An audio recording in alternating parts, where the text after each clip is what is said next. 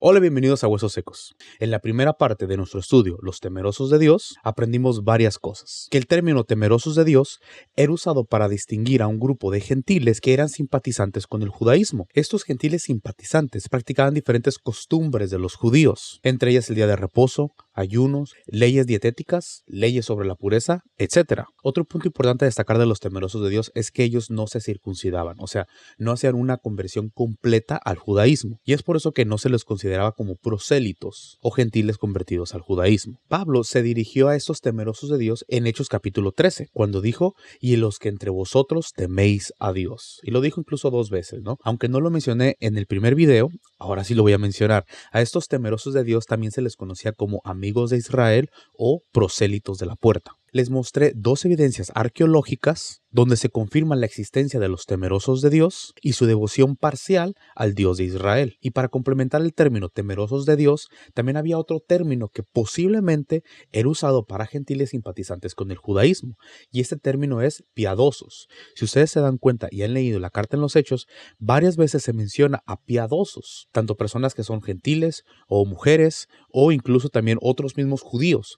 Entonces, cabe la posibilidad de que cuando se le mencionaba a una persona que era un piadoso, es posible que también ese término era usado para gentiles que también simpatizaban con el judaísmo. Por ejemplo, a Cornelio también se le llamó piadoso. Ya que recapitulamos la primera parte de forma rápida, esta segunda parte estará dividida en 2 secciones. En la primera parte voy a contestar un comentario muy interesante que me hicieron en los comentarios de la primera parte de los temerosos de Dios. Y en la segunda sección de este video les voy a mostrar evidencia en la literatura judía, grecorromana y cristiana de un grupo de simpatizantes con el pueblo de Israel o con los judíos. Primera sección, leamos el comentario. Dice, Shalom, el Creador lo bendiga. Muy buena explicación. Solo tengo una pregunta. ¿El judaísmo del tiempo de los apóstoles era muy diferente al judaísmo de hoy en día?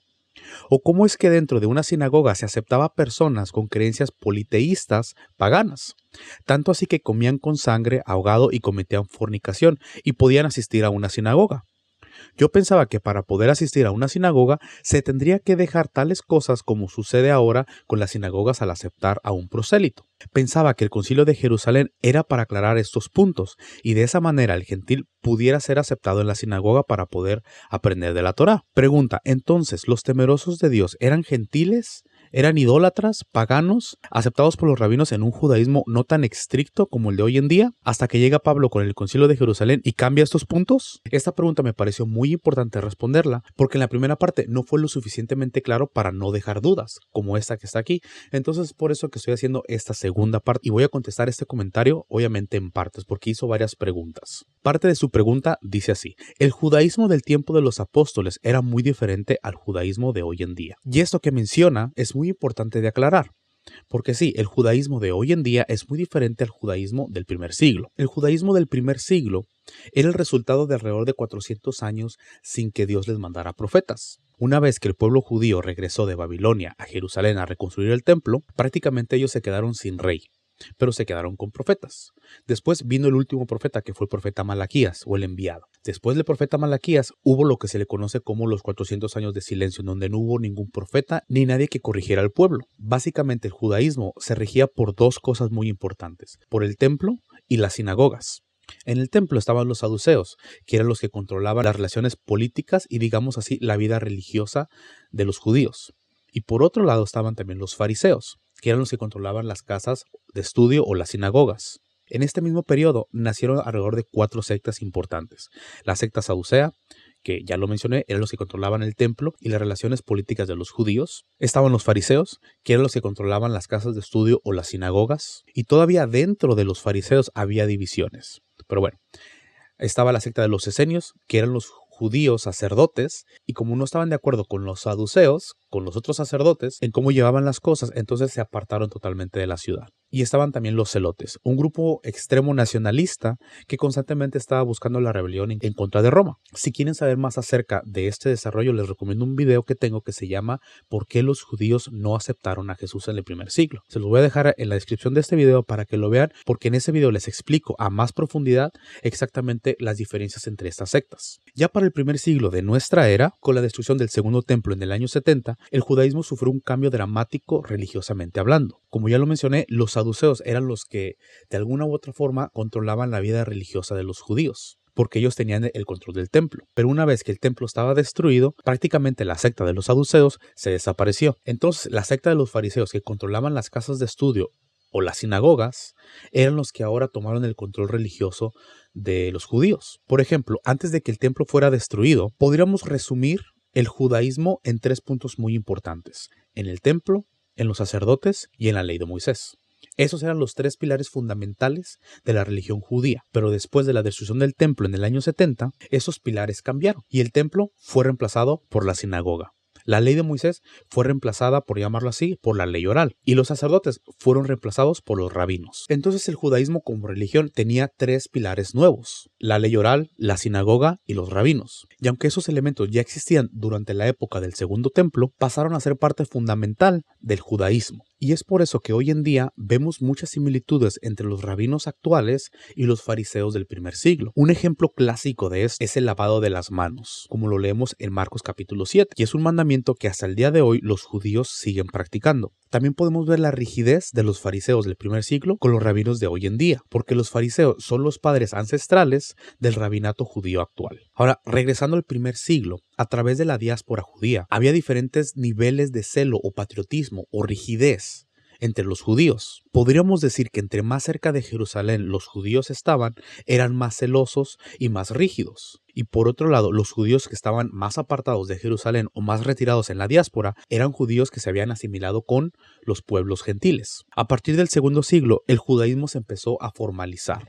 Y pienso yo que es por 2 razones. La primera era para contraatacar al cristianismo, que a partir del segundo siglo empezó a tener mucho auge entre los pueblos gentiles. Y como bien sabemos, los fariseos nunca quisieron aceptar a Jesús, a Yeshua, como el Mesías de Israel. La segunda razón por la cual yo creo que el judaísmo se formalizó fue por las diversas persecuciones y guerras que hubo contra el Imperio Romano. Y no solamente en el primero, segundo y tercer siglo, incluso hasta el cuarto, sino también los siglos de persecución que sufrió el judaísmo a través de los siguientes siglos, como por ejemplo la persecución en España en el siglo XV. Entonces pienso yo que por esas 2 razones el judaísmo fue forzado a formalizarse, a tener una misma doctrina. Y es por eso que vemos una diferencia entre el judaísmo del primer siglo y el judaísmo moderno. Continuemos con el comentario. Dice: ¿cómo es que dentro de una sinagoga se aceptaba personas con creencias politeístas paganas?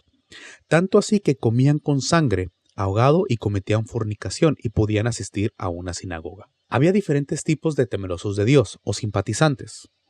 Todo esto dependía del liderazgo de la sinagoga. Como ya lo mencioné, dentro de la misma secta de los fariseos había divisiones. Había una escuela que era más estricta y había una escuela que era más flexible. Y como ya lo mencioné, entre más cerca estaban de Jerusalén, estas sinagogas eran más estrictos. Y es por eso que leemos en las Escrituras, en Hechos capítulo 15, versículo 1, de la siguiente forma. Dice: entonces algunos que venían de Judea enseñaban a los hermanos, si no circuncidados conforme al rito de Moisés, no poder ser salvos. Entonces aquí estamos viendo que aquellas personas rigurosas, aquellas personas que querían forzar e imponer la ley oral, eran los judíos que venían de Judea.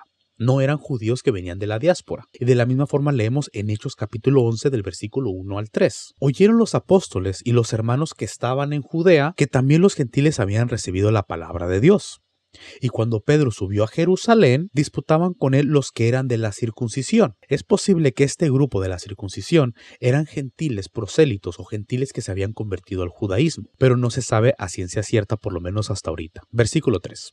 Diciendo: ¿por qué has entrado a casa de hombres incircuncisos y has comido con ellos? Si se dan cuenta, Pedro estaba ya en Jerusalén y eran estos judíos que le hacían esta pregunta: ¿por qué has entrado en casa de hombres incircuncisos y has comido con ellos? Entonces aquí ya podemos ver un patrón de rigurosidad. En esos 2 pasajes vemos el nivel de rigurosidad que tenían los judíos en Judea o en Jerusalén. Pero por otro lado, podemos ver a judíos en la diáspora que eran más flexibles, como por ejemplo en Hechos 16, versículo 1.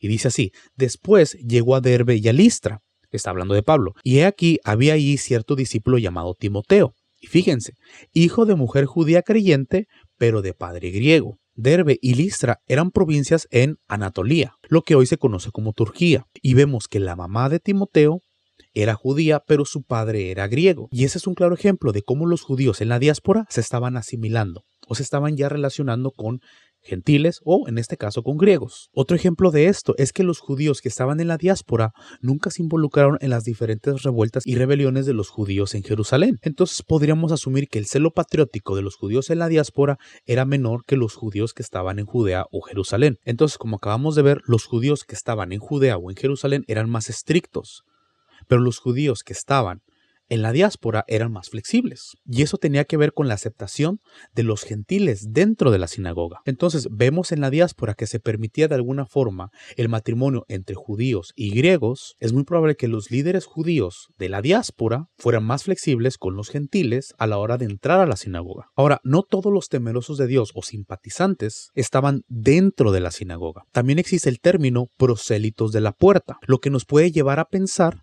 que eran gentiles interesados en el judaísmo, pero que no entraban a la sinagoga, sino que se quedaban fuera de la sinagoga, pero lo suficientemente cerca para poder escuchar el mensaje de la ley de Moisés y los profetas. También haciendo una alegoría al estatus de la conversión del gentil. Eran gentiles que no estaban dentro del judaísmo, pero estaban a la puerta del judaísmo. Por otro lado, muchos temerosos de Dios sí seguían muchísimas prácticas o costumbres de los judíos, entre ellas las reglas de la pureza. Y es por eso que encontramos inscripciones en los asientos de los teatros que claramente dice lugar para los judíos y los temerosos de Dios. Esto nos dice que los gentiles simpatizantes con el judaísmo se apartaban de las contaminaciones de la misma forma que lo hacían los judíos. Entonces es muy probable que si había temerosos de Dios que eran idólatras, fornicarios que comían sangre y ahogado. Pero por el otro lado también había temerosos de Dios que seguían muchísimas costumbres de los judíos, entre ellas las reglas de la pureza. Y es muy probable que a estos gentiles temerosos de Dios eran a los que se les permitía entrar a las sinagogas, aunque no se habían convertido al judaísmo. Y posiblemente también había un interés económico y político por parte de los judíos. Y es por eso que le permitían la entrada a gentiles importantes o gentiles que los apoyaban económicamente. Entonces, este tema de los temerosos de Dios no era blanco y negro. Era una mezcla de diferentes factores que determinaban a los temerosos de Dios. El lugar, el tiempo en la historia, el liderazgo judío, si estaban en la diáspora, si estaban en Jerusalén, etc. En un lugar y tiempo, los temerosos de Dios eran de cierta forma. Y en otro lugar y en otro tiempo, los temerosos de Dios eran de otra forma. Pero lo que sí es que los temerosos de Dios eran gentiles no convertidos al judaísmo, que estaban interesados en el judaísmo y que tenían diferentes costumbres del pueblo judío.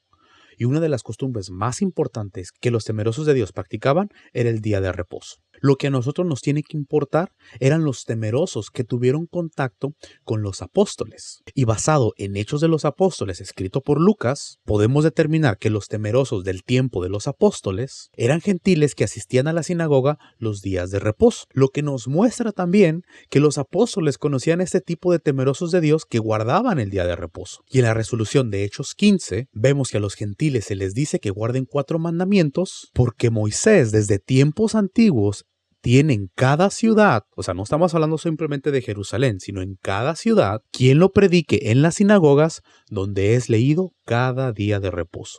Y básicamente esta resolución de Hechos 15 fue para proteger a los gentiles que se convertían de caer en guardar la ley oral, ya que fue el motivo principal por el cual Pablo y Bernabé tuvieron que subir a Jerusalén para tratar este tema. Si los gentiles se tenían que someter al rito de Moisés. Y recordemos lo que dice el verso 1 del capítulo 15 de los Hechos. Dice, entonces algunos que venían de Judea enseñaban a los hermanos, si no os circuncidáis conforme al rito de Moisés, no podéis ser salvos.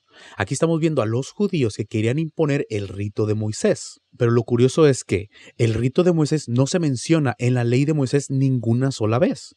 Entonces podemos determinar que el rito de Moisés era la forma aprobada por los judíos para llevar a cabo la circuncisión.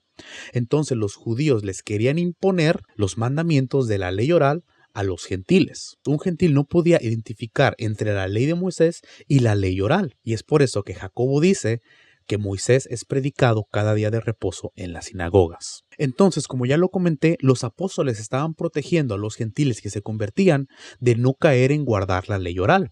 Y esto se alinea perfectamente con las palabras y enseñanzas de Yeshua, de Jesús, en Mateo capítulo 23, cuando dice, así que todo lo que les digan que guardéis, guardadlo y hacedlo. Está hablando de cuando los escribas y los fariseos se sientan en la cátedra de Moisés, dice, todo lo que les digan que guardéis, guardadlo y hacedlo. Pero también da una segunda instrucción: mas no hagáis conforme a sus obras, porque dicen y no hacen. Yeshua, Jesús mismo, está diciendo: todo lo que les digan de Moisés, guárdenlo y háganlo. Pero no hagan conforme a las obras de quienes, de los escribas y los fariseos. O sea, no guarden la ley oral. Ahora pasemos a la segunda parte, en donde les voy a presentar evidencia en la literatura judía, grecorromana y cristiana de este grupo de gentiles simpatizantes con el judaísmo. Y esas referencias las tomé de un artículo de la siguiente página. Y se llama el artículo La omnipresencia de los temerosos de Dios. Evidencias en la literatura grecorromana. En el primer siglo encontramos múltiples referencias a simpatizantes. Por ejemplo, Séneca, después de burlarse de los judíos por ser flojos y perder 1/7 de sus vidas sin hacer nada a través de la observancia del día de reposo o del Shabbat, declara que la costumbre de esta raza maldita ha ganado tanta influencia que es recibida a través del mundo. Y el autor del artículo dice: se presume por no judíos que eran simpatizantes. Y el autor continúa diciendo: Séneca parece estar atacando la propagación del día de reposo, del Shabbat, que es precisamente uno de los aspectos del judaísmo que aparentemente era más atractivo a los simpatizantes. Esto quiere decir que había muchos gentiles interesados o simpatizantes en el judaísmo, y una de las características que más les llamaba la atención era guardar el día de reposo. Como esa evidencia que les acabo de presentar, hay muchísimas más. Las van a poder encontrar en el artículo que les voy a mencionar en la descripción de este video. Ahora veamos evidencia en la literatura judía. Y para esto vamos a mencionar a Josefo, un historiador judío del primer siglo. Otro pasaje que está aludiendo a los simpatizantes ocurre cuando Josefo declara que los judíos de Antioquía estaban constantemente atrayendo a sus ceremonias religiosas a una grande multitud de griegos y que ellos tuvieron en cierta medida incorporarlos con ellos mismos. El historiador Josefo registra que en Antioquía, cuando los judíos tenían sus ceremonias religiosas, atraían a muchos griegos y llegó el momento en que los incorporaban también dentro de los judíos mismos. O sea, eran simpatizantes del judaísmo. Continuemos leyendo. Dice: un pasaje clave es en aquel que Josefo describe la gran riqueza que había en el templo de Jerusalén, haciendo notar que los judíos a través del mundo que se habitaba y aquellos que adoraban a Dios, ambos de Asia y de Europa, habían contribuido por muchísimo tiempo. Si se dan cuenta, se hace la separación una vez más entre judíos y estos simpatizantes, a los cuales Lucas en el libro de los Hechos les llama temerosos de Dios. El hecho de que Josefo habla de muchas costumbres que habían penetrado en el mundo indica de que no estamos hablando de la conversión completa, porque un convertido debe obedecer todas las prácticas del judaísmo. Entonces, con esto que acabamos de leer, nos podemos dar cuenta que esas personas que simpatizaban con el pueblo judío y con su religión no eran prosélitos, no eran personas que se habían convertido al judaísmo, porque se dice que algunas costumbres, que no todas, habían penetrado en el mundo. Ahora, en un segundo pasaje, después de que se mencionase que las masas por mucho tiempo habían mostrado, un deseo por adoptar la religión judía, después señala la abstinencia de trabajar en Shabbat, en día de reposo, la observancia de los ayunos y de prender las velas en Shabbat, como prácticas que se observaban en todas partes. El hecho de que Josefo haya señalado observancias específicas, que él dice que la observancia de muchísimas leyes se habían esparcido a través de los no judíos, muestra que estamos tratando no con prosélitos convertidos, o sea, completamente, porque los prosélitos convertidos se les requería que guardaran toda la ley o todas las leyes, pero sino con simpatizantes. Estamos tratando con simpatizantes, con gentiles que no se habían convertido completamente al judaísmo. También en el Talmud encontramos referencias a estos simpatizantes, y lo interesante está que en el Talmud no se les llama temerosos de Dios, sino que se les llama temerosos del cielo. Leamos el siguiente párrafo. En el Talmud, los rabinos no usan el término temerosos de Dios. En vez, ellos han sustituido cielo por Dios. El término Yirei Shamayim, temerosos del cielo, es el equivalente rabínico a temerosos de Dios. Ahora vamos a leer una parte del Talmud, que es Génesis Rabab, en donde se menciona una clara distinción entre prosélitos y simpatizantes. Y dice así de la siguiente forma: las ciudades del mar que merecen la exterminación, ¿por cuál mérito van a ser perdonadas? ¿Por el mérito de un solo convertido? ¿O por un solo temeroso del cielo, que produzca una vez al año. Aquí podemos ver la diferencia en el Talmud que los rabinos hacían de los prosélitos, de los gentiles convertidos al judaísmo y de los simpatizantes, y a esos simpatizantes les llamaban temerosos del cielo, un término muy similar a temerosos de Dios, que como ya lo mencionamos fue el término que Lucas usó en los Hechos de los Apóstoles. Ahora pasemos a la evidencia en la literatura cristiana. A finales del segundo siglo, en un trabajo de Tertuliano, él ataca a los paganos que observaban las ceremonias judías, notablemente el Shabbat y la Pascua. En el tercer siglo, el poeta latino cristiano Comodianos de la misma forma alude a los judaizantes que buscaban vivir entre los dos caminos, tomando parte en ambas partes como el judaísmo y el cristianismo. Comodianos hace exactamente el mismo punto cuando exclama y dice que eres mitad judío. Aquí podemos ver que en el siglo segundo y tercero continuaba existiendo simpatizantes con la religión judía. Este artículo menciona muchísimos más ejemplos, tanto en la literatura judía como cristiana y grecorromana. Entonces, si tienen acceso a este artículo, les recomiendo mucho que vayan a leerlo. Espero que este video te haya gustado. Si te gustó, déjame un like y compártelo. Si no te gustó, entonces déjame un dislike, pero déjame saber en los comentarios por qué no te gustó y por qué estás en desacuerdo conmigo. Saludos y bendiciones.